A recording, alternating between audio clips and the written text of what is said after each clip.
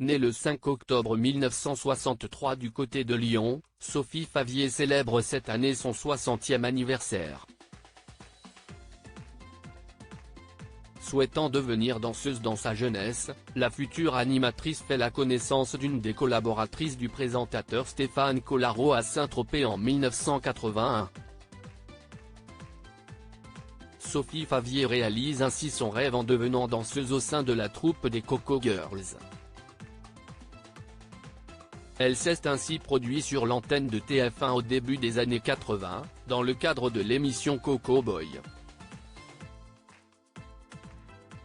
Après avoir quitté la troupe, Sophie Favier a rejoint les rangs de Canal+, où elle a effectué ses débuts en tant qu'animatrice.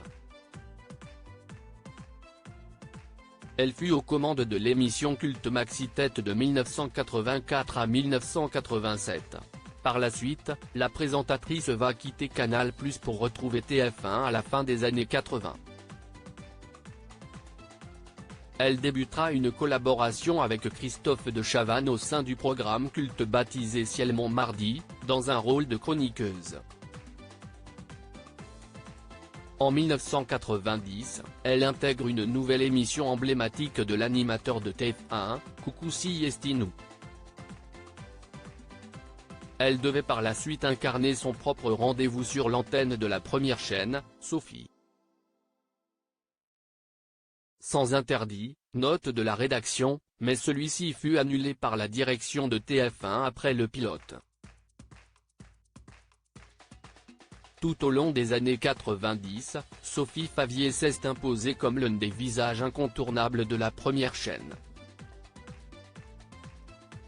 Elle va ainsi participer à Sacrée Soirée aux côtés de Jean-Pierre Foucault, mais aussi à l'émission Super Mec, avec Patrick Sébastien, et enfin à Sans aucun doute, avec Julien Courbet. Sophie Favier, les plus grands animateurs télévision de France ont collaboré avec elle au cours des années 2000, les téléspectateurs de TF1 ont pu voir Sophie Favier aux côtés d'Arthur et Flavie Flament dans l'émission de télé-réalité baptisée Nice People.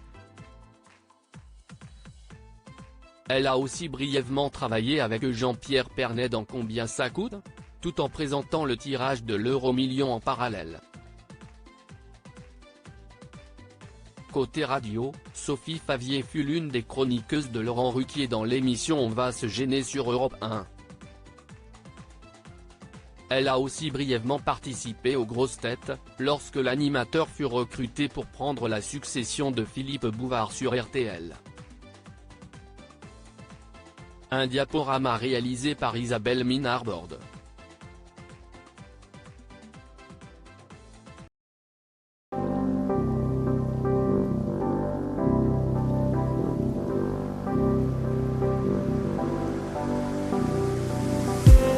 I just need